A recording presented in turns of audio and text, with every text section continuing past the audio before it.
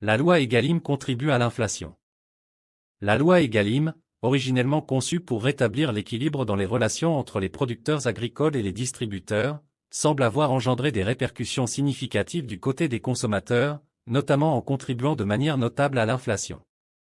Cette législation, officiellement intitulée « Loi pour l'équilibre des relations commerciales dans le secteur agricole et alimentaire et une alimentation saine, durable et accessible à tous », découle des États généraux de l'alimentation initiés en 2017 et a été promulguée en 2018, comprenant 69 articles après plus de 300 heures de débat parlementaire et l'examen de plus de 5000 amendements.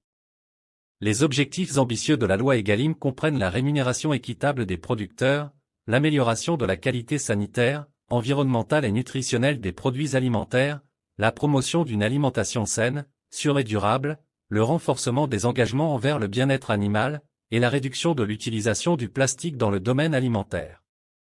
Cependant, dans la réalité quotidienne, certaines dispositions de cette loi ont suscité des réactions mitigées.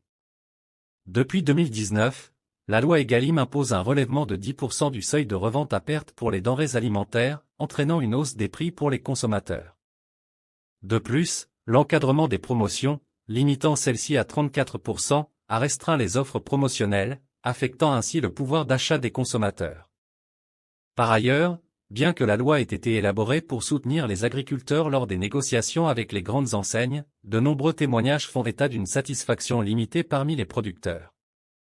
Les pratiques anticoncurrentielles persistent, et les négociations demeurent souvent déséquilibrées en faveur des distributeurs. Dans le contexte actuel de forte inflation, il devient impératif de réévaluer et éventuellement d'amender cette loi. Cette initiative permettrait aux distributeurs de fixer leurs prix de manière plus flexible, encourageant ainsi la concurrence entre eux et offrant aux consommateurs la possibilité de faire baisser les prix grâce à leur choix d'achat. Il serait également pertinent de réexaminer les restrictions imposées aux promotions, telles que l'interdiction des offres « un acheté égal à un offert », afin de restaurer la dynamique concurrentielle sur le marché et potentiellement réduire les coûts pour les consommateurs.